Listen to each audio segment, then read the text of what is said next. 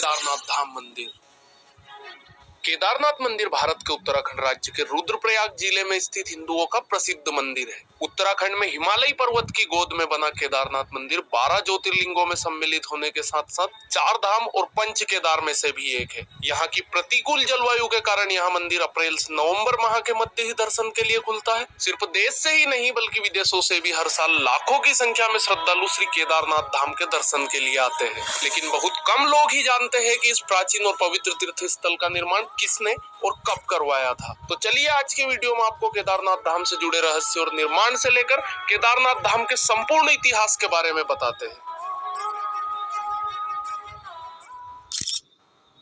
केदारनाथ धाम मंदिर किसने बनवाया, इसके बारे में कोई ऐतिहासिक प्रमाण तो नहीं है, लेकिन 1000 वर्ष से केदारनाथ धाम एक महत्वपूर्ण तीर्थ स्थल रहा है। कत्यूरी शैली में पत्थरों से बने इस मंदिर के बारे में कहा जाता है कि इसका निर्माण पांडवों ने पाप मुक्त होने के लिए करवाया था। कुरुक्षेत्र की भूमि पर 18 दिनों तक लड़े गए महाभारत के भीषण युद्ध के बारे में भला कौन नहीं जानता।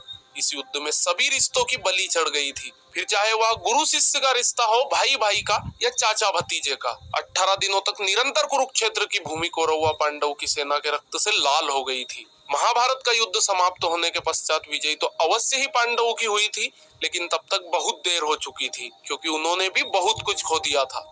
युद्ध समाप्ति के कुछ समय बाद जब सभी पांडव भगवान श्री कृष्ण के पास बैठकर युद्ध के परिणामों व प्रभावों के बारे में चर्चा कर रहे थे, तब श्री कृष्ण ने उन्हें पश्चाताप करने को कहा। श्री कृष्ण के अनुसार पांडवों के ऊपर ब्रह्म हत्या, गोत्र हत्या, कुल हत्या, गुरु हत्या इत्यादि कई पाप चढ़ चुके थे। इसके लिए उनका प्रायश्चित करना आवश्यक था। पांडवों ने इसका उपाय पूछा तो श्री कृष्ण ने बताया कि उन्हें इन पापों की मुक्ति केवल भगवान भोलेनाथ ही दे सकते हैं। इसके पश्चात सभी पांडव भगवान श्री कृष्ण की आज्ञा से भगवान शिव से मिलने के लिए काशी नगरी की ओर चले गए। हालांकि भगवान शिव को पांडवों के उनसे मिलने आने की सूचना पहले ही मिल चुकी थी, लेकिन वे उनसे मिलना नहीं चाहते थे। भगवान शिव पांडवों के द्वारा किए गए ब्रह्म हत्या और गोत्र हत्या के पाप से अत्यधिक क्रोधित थे, इसलिए वे पांडवों से बिना मिले ही वहां से चले गए। पांडवों ने काशी नगरी में भगवान शिव को हर जगह ढूंढा, लेकिन वे उन्हें नहीं मिले। माता पार्वती से पांडवों की ये व्यथा नहीं देखी गई, लेकिन सिर्फ इतना बताया कि महादेव उनसे अत्यधिक क्रोधित है, और साथ ही ये भी बताया कि महादेव हिमालय की ओर गए हैं।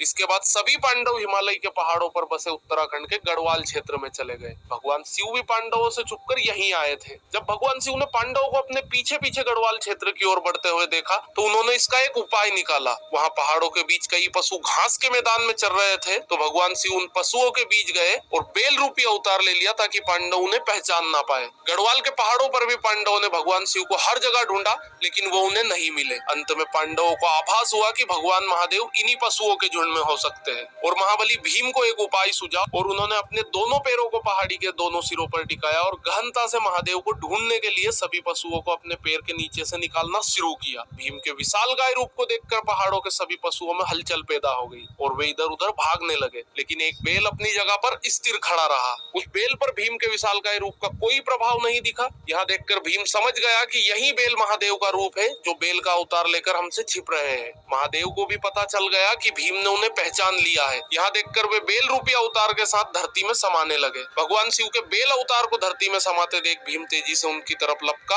और बेल की पीठ अपने हाथों से जकड़ ली। भीम के द्वारा बेल की पीठ अपने हाथों से जकड़े जाने के कारण वह वहीं पर रह गई, जबकि बेल के अन्य 4 भाग उत्तराखंड के 4 अन्य स्थलों पर निकले। आज उन्हीं 4 स्थलों पर 4 अन्य केदार है। इनमें भगवान शिव के बेल रूपी अवतार का मुख रुद्रनाथ में, भुजाएं डुंगनाथ में, नाभि मध्य महेश्वर में व जटाएं कल्पेश्वर में प्रकट हुई थी।